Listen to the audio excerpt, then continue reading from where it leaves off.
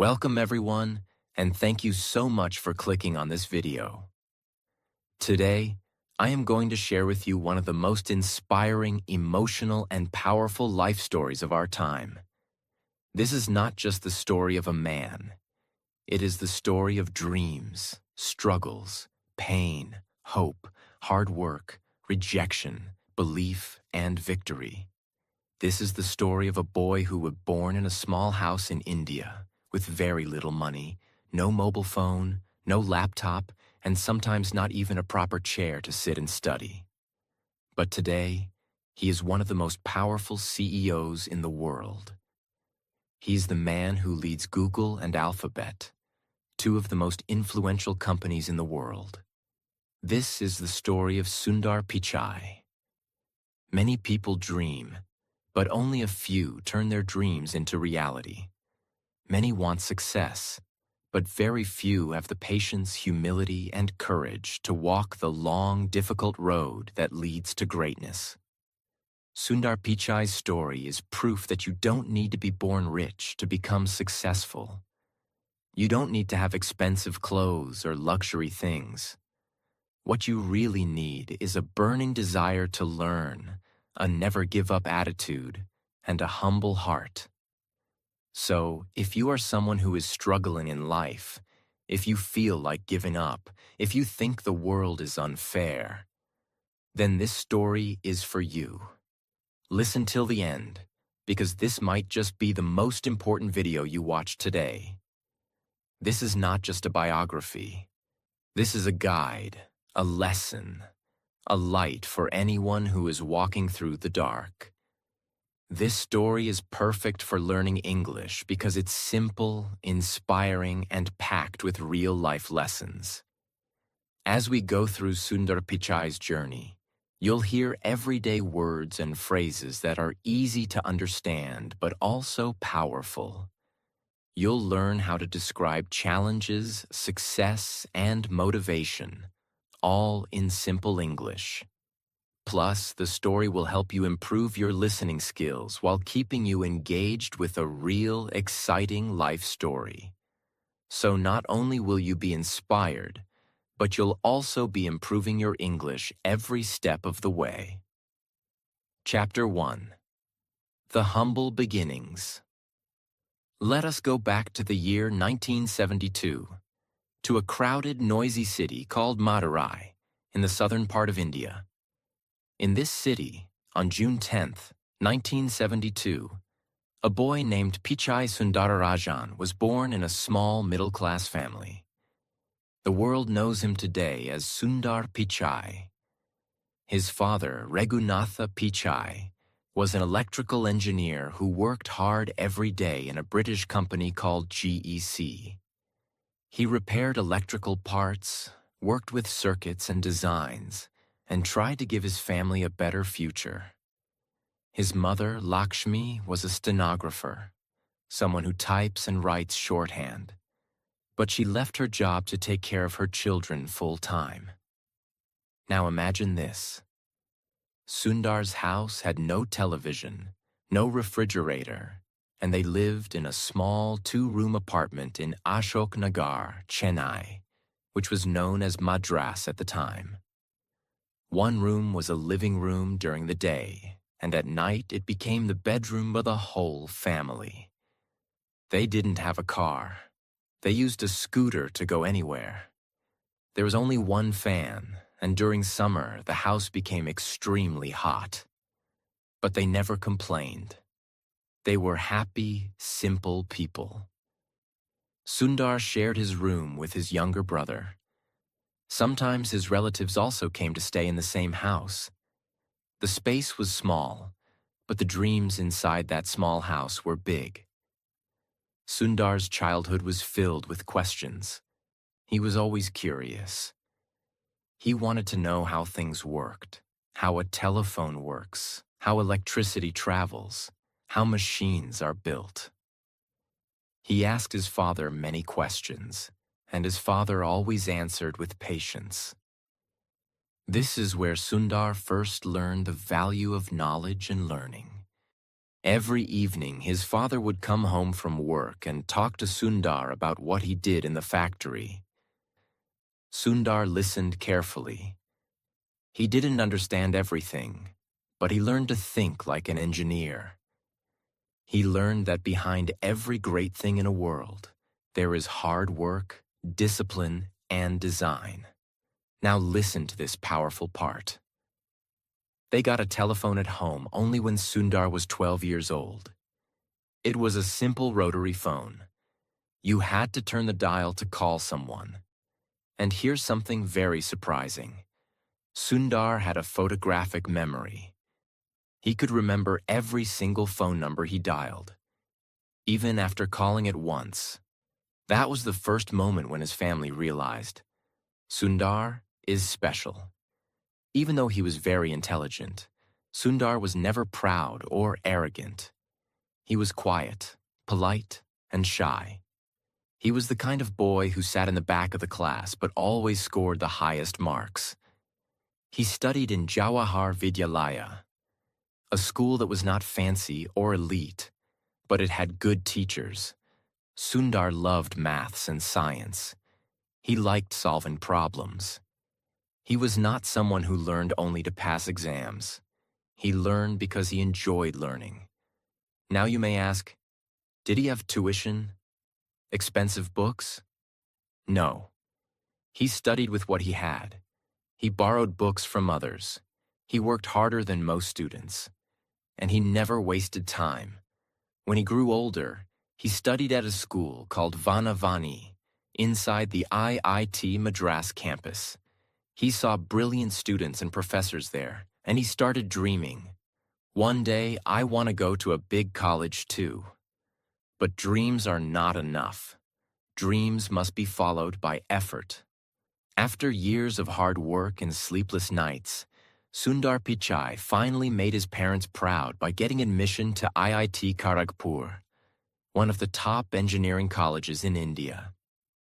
This was a big moment, not just for him, but for his entire family. Imagine this, a young boy, shy and humble, coming from a small house with no air conditioner, no computer, and very little money, now walking into one of the most respected colleges in the country. It was a new world for him. Big classrooms, brilliant minds, competitive students, and highly experienced professors. But here's something you should know. Even though he got in, life did not become easy. In fact, it became even tougher. Sundar chose to study metallurgical engineering, the study of metals, materials, and how they work in industries. Now you may ask, why metallurgy? Why not computer science? The truth is, Sundar was not from a rich family. He didn't know much about computers at that time. In fact, during his early IIT days, he had never even touched a real computer. But he was curious. He listened. He observed. He started learning about programming and coding in his own time. He read books that others ignored. He would sit in the computer labs for hours, watching how things worked. At IIT, he met students who came from big cities, rich families, and modern schools. They had better clothes, more confidence, and strong English. Sundar, in comparison, was soft-spoken, and his English was still developing. Did he feel small? Yes. Did he give up? Never. He didn't speak much, but he listened more than anyone. He was not loud, but his thoughts were sharp. He didn't try to compete with others. He tried to compete with himself. Sundar worked silently. While others were wasting time partying, Sundar was reading books, solving problems, and thinking deeply. He never tried to show off. He was focused on one thing: growth. His professors noticed his talent. They saw that Sundar had something special, a calm mind and deep intelligence. One professor even said, "Sundar Pichai is one of the most promising students I've ever seen." During his final year at IIT, Sundar applied for a scholarship to study in the United States of America. His dream was to do a master's degree from a top university abroad. He applied to Stanford University, one of the best universities in the world. And guess what? He got selected. But now came the biggest challenge: money. The flight ticket from India to the USA cost almost $1,000 at that time, which was more than his father's entire yearly salary. Just imagine the situation. They had no credit cards, no sponsors, no internet banking, no online fundraising. Just one simple Indian family trying to support their son's dream. What do you think happened? His father didn't think twice. He took a loan, used up all his savings, and borrowed money from relatives. Because he believed, if I invest in my son's education, it will change his life. That is what great parents do. They sacrifice everything for their children. So one day, with one suitcase, a heart full of hope and tears in his mother's eyes, Sundar Pichai took his first flight ever, from Chennai to California. He was going to a country he had never seen before, a culture he didn't understand, and a life that was completely different from what he had known. When Sundar reached Stanford University, he was shocked. Everything was so different. The people, the food, the buildings, the teaching style, even the silence in the libraries. In India, he was used to crowded streets and noisy classrooms.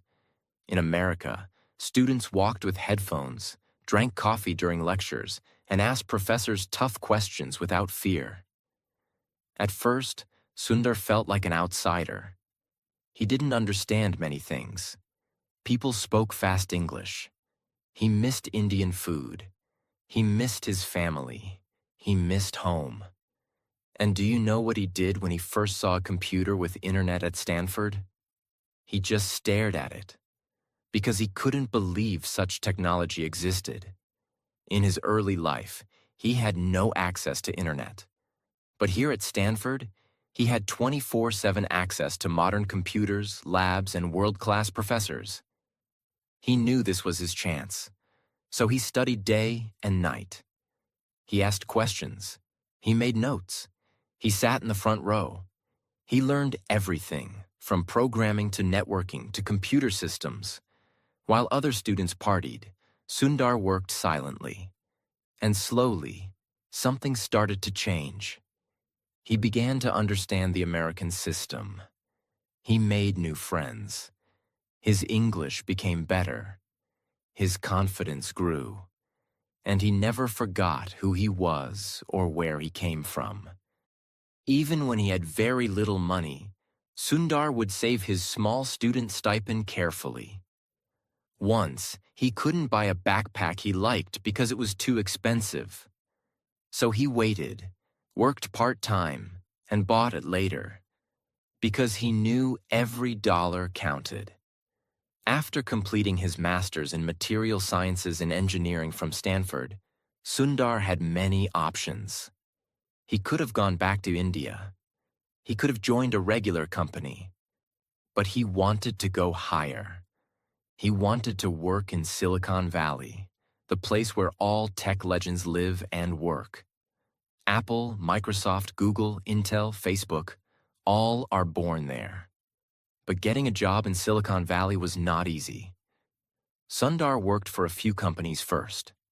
He joined Applied Materials.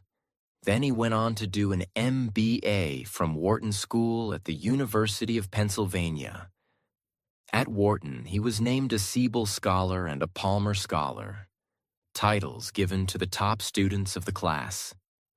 Now imagine this: a boy who didn't have a phone till he was 12, now standing in classrooms where future billionaires and CEOs studied. And still, he stayed humble. This is what made Sundar different. He never forgot his roots. Sundar Pichai was now standing at the doors of the most powerful companies in Silicon Valley. His qualifications were excellent. Master's in Engineering from Stanford, MBA from Wharton with top honors, real work experience at companies like Applied Materials and McKinsey. But there was one thing he had in his heart that others didn't: hunger. A hunger to build, to learn, and to create something useful for the world. It was the year 2004, and Sundar had just applied for a job at a growing tech company called Google. At that time, Google was already known for its search engine, but it wasn't as huge as it is today. They had fewer products, fewer employees, and fewer offices. Sundar didn't know that this one interview would change his entire life. He prepared hard. He studied computer systems, logic problems, case studies. He knew he was not a typical programmer. But what he had was clarity, strategy, and the ability to understand what users need. On the day of the interview, he entered Google's office, which was not very flashy at that time. He was calm, focused. They gave him technical problems. He solved them logically. They asked him product questions. He gave unique insights. They asked him, "What would you improve about Google?" He said, "Let's make the homepage simpler. Let's build tools around the search engine. Let's think beyond." He didn't say what they wanted to hear. He said what he truly believed. And that impressed everyone. Sundar got the job. He joined as a product manager, a role where you don't just code. You also think. You solve problems. You plan the future of the product. And this role was perfect for him. When Sundar joined Google, he was quiet. Other managers were loud and confident. They had big egos. They spoke in meetings to show their power. Sundar, he spoke only when needed. But when he did, people listened. He was given a simple job: work on Google's Search Toolbar, the small bar that lets you search Google from your browser without opening the main page. It was not a glamorous job. No one thought it was important. But Sundar saw the future. He realized that if people used Google directly from their browser, they would stop using other search engines. Google would become faster, easier, and more natural. So he worked day and night to make the toolbar better. He studied how users searched, how fast the results came, and what made the experience smooth. He focused on user behavior, what people really wanted, not just what engineers wanted to build. He improved the toolbar until it became a major reason for Google's early success. As Sundar was working, he saw a big problem. Most people were using Microsoft's Internet Explorer or Mozilla Firefox to browse the internet. But those browsers were slow, clunky, and full of bugs. He thought, why not build our own browser? This was a huge risk. Google was a search company, not a browser company. Building a browser would take years, and many senior leaders said it was a bad idea. But Sundar believed in speed, simplicity, and control. He said, if we control the browser, we can improve the full user experience. And if we don't build it, someone else will. Still, no one was ready to fund his idea. So what did he do? He kept pushing. He made presentations. He showed prototypes. He convinced one team member at a time. He created a small team and started building in secret. Finally, Larry Page, Google's co-founder, believed in him and said, let's go for it. That project became Google Chrome. When Chrome launched in 2008, it was clean, fast, and easy to use. People loved it. Within a few years, Google Chrome became the #1 browser in the world. And this one product made Sundar Pichai a rising star inside Google. Why? Because he had a clear vision. He built a strong team. He took a huge risk. And most importantly, He put the user first. He didn't build Chrome to become famous. He built it to solve a real problem. And that's what true leaders do. After Chrome, Sundar didn't stop. He worked on Google Drive, Gmail improvements, Google Maps, Android. He later took full control of Android. Every time, he led his team with humility. He was not bossy. He listened to others. He allowed people to disagree. He created a culture of respect. His colleagues said, "Sundar makes you feel smart, even if he's the smartest guy in the room." He was not a micromanager. He gave people space. But he always asked one question: how does this help the user? That's why his projects were always successful, because he focused on people, not just technology. It was August 10th, 2015, a normal Monday. Sundar walked into the office like always. But this time, something big happened. Larry Page and Sergey Brin, the founders of Google, announced that Sundar Pichai would become the new CEO of Google. The whole tech world was surprised. But people inside Google were not. They knew this day would come. Because Sundar was not just an engineer. He was a visionary, a thinker, a leader, a problem solver, and most importantly, a kind and respectful human being. Think about it. The boy who grew up in a 2-room apartment in Chennai, who stood in lines to use a phone, who didn't have access to a computer until he came to the US, was now in charge of a company that controls the internet for billions of people. This was not a dream anymore. This was real life. But with great power comes great pressure. And that's what this chapter is all about. Sundar walked into the office on his first day as CEO without bodyguards, without shouting, without a dramatic press conference. No big speech, no loud words, just a warm smile, a quiet presence, a confident walk. He stepped into a room full of Google's top executives. He didn't start by talking about profits or numbers. He simply asked, "What's best for our users? What can we do that truly helps the world?" This was the kind of leader he was. Simple, thoughtful, user-focused, and deeply human. Being CEO of Google is not like running a small company. It's more like being a global leader. Why? Because Google touches billions of lives daily through search, YouTube, Gmail, Maps, Android. Millions of businesses through advertising and cloud services. Governments and schools through data, privacy, regulations. Every single decision Sundar made would be seen, judged, and discussed globally. If he made a mistake, it would be on the news. If he fired someone, it would trend on social media. If he launched a new product, the entire tech world would analyze it. So how did he handle that kind of pressure? Calmly, softly, powerfully. He didn't panic. He didn't play politics. He didn't attack critics. He did what he always did. He listened, thought deeply, and then spoke with clarity. Soon after Sundar became CEO of Google, another huge change happened. Google's co-founders, Larry Page and Sergey Brin, decided to step back and create a new parent company called Alphabet Inc.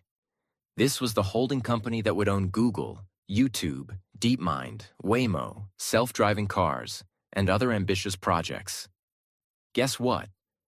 In December 2019, Sundar Pichai was made the CEO of Alphabet too. Yes, now Sundar was not just responsible for Google, he was responsible for YouTube, Google Cloud, Google Search, self-driving cars, Waymo, artificial intelligence, DeepMind, and many other futuristic projects. It was like being the captain of 10 massive ships at once, each with its own engine, team, and mission. Still, he didn't panic. He led with strategy, with listening, with balance. Being a tech CEO means you're not only dealing with engineers and products, you're also dealing with governments, courts, activists, the public, and politics. Here are some of the major storms Sundar faced and how he handled them. The U.S. Congress hearings, 2018. In 2018, Sundar Pichai was called to testify before the United States Congress. Why? Because lawmakers were worried about user data privacy, political bias in search results, monopoly concerns, whether Google was too powerful. It was a tense moment. Powerful politicians were sitting across from him. Cameras were rolling live. Every word he said could become global news. But Sundar sat calmly. He explained Google's technology in simple words. He made complex systems sound human and understandable. He repeated one message. We do not manually control search results. We use algorithms, and our focus is to provide the most relevant results. He didn't argue. He didn't lose his cool. He simply educated. This moment proved something powerful to the world. Sundar Pichai was not just a tech expert. He was a communicator, a global leader, and a voice of reason in a chaotic world. The employee protests.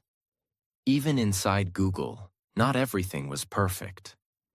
Employees protested certain military contracts. Some were upset about pay differences and lack of diversity. There were tensions around how AI should be used ethically.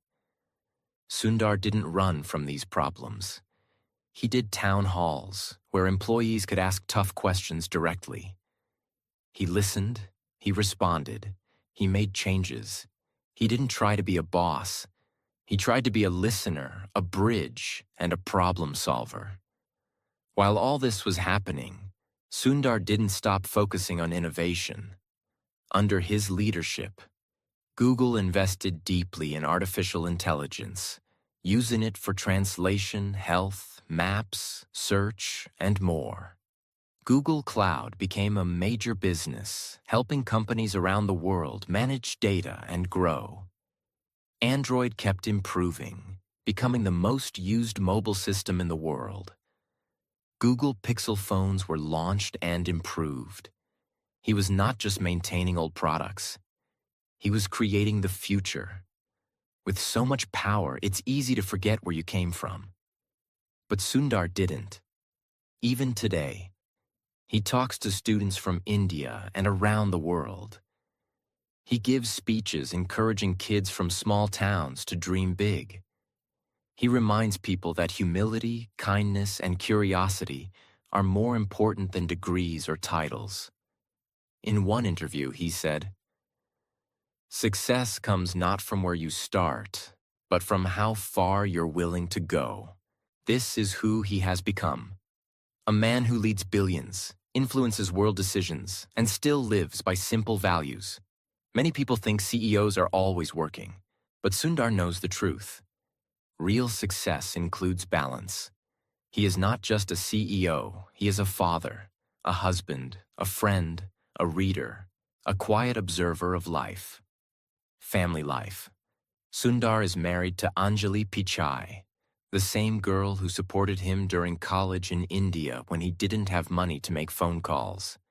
They have 2 children, and he makes time to be with them, no matter how busy he is.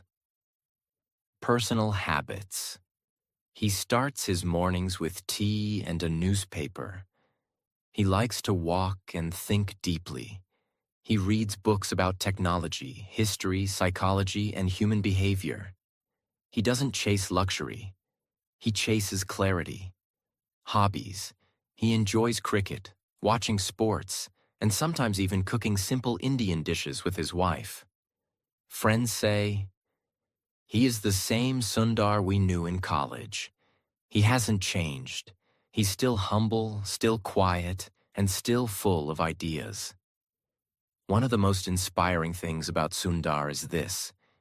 He never tries to show off. He wears simple clothes.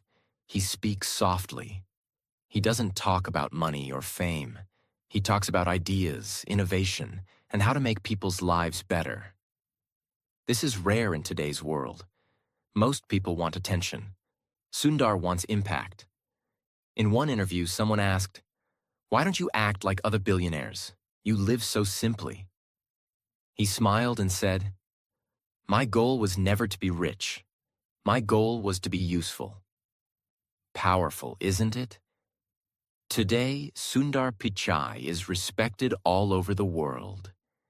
He has been listed in Time magazine's 100 most influential people multiple times. He is invited to speak at world forums about the future of AI, climate change, and digital freedom. World leaders want to collaborate with him because he understands not only technology, but humanity. Still, whenever he's praised, he says the same thing. "It's not about me. It's about the team. I just had good people around me." Again, humility wins.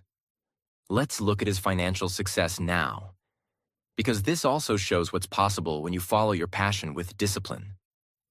Net worth, as of 2025, estimated to be over 1.5 billion USD. Annual salary, around $240 million per year, including bonuses, stocks, and performance rewards. Homes, a beautiful, eco-friendly house in Los Altos Hills, California, surrounded by nature. No gold statues, 100 cars, just peace, books, trees, and family. Cars, Tesla Model S, BMW 7 Series, Range Rover, but he rarely shows off.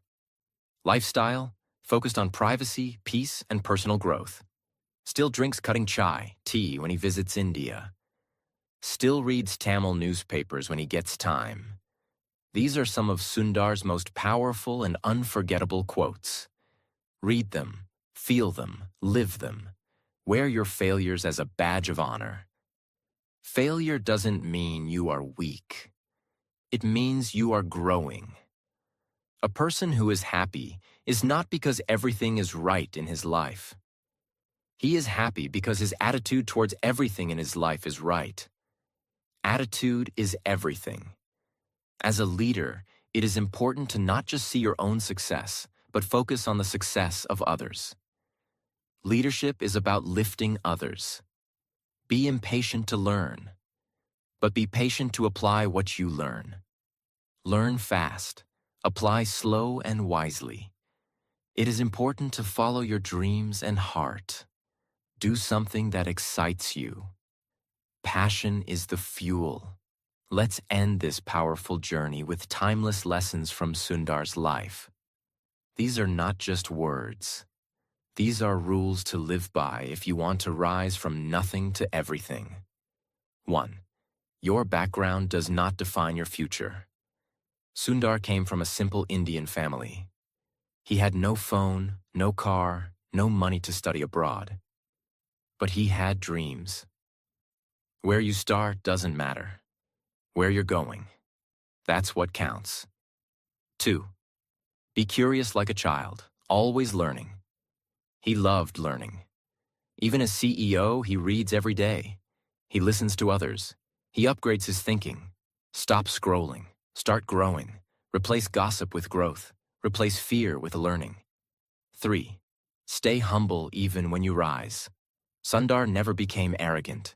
He stayed soft-spoken, polite, grounded. Real strength is quiet. Real greatness whispers. 4.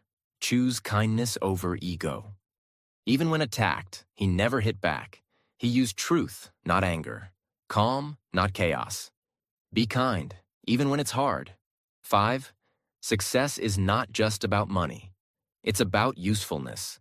Sundar's goal was never luxury. His goal was to make a difference, and he did. Don't chase money. Chase meaning. 6. Believe in your own journey. He could have given up many times. When he was poor, when he was rejected, when people doubted him. But he believed. He kept going. Even if no one believes in you, you believe in you.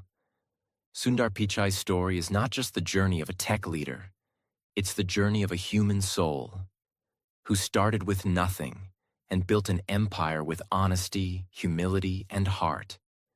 Let his story remind you, you don't need to be born rich.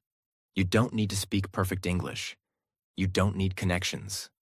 You need just one thing: a burning fire inside you to learn, to grow, and to never stop. No matter how hard life gets. If this story inspired you, if Sundar Pichai's life touched your heart, if you feel more motivated today, if you believe you too can rise, then subscribe to our channel to learn something new every single day. Here we tell you stories, teach you English, inspire your mind, and help you become the best version of you. This is not the end. This is your beginning. Go now, dream, work, grow. You are the next Sundar Pichai, and the world is waiting for your story.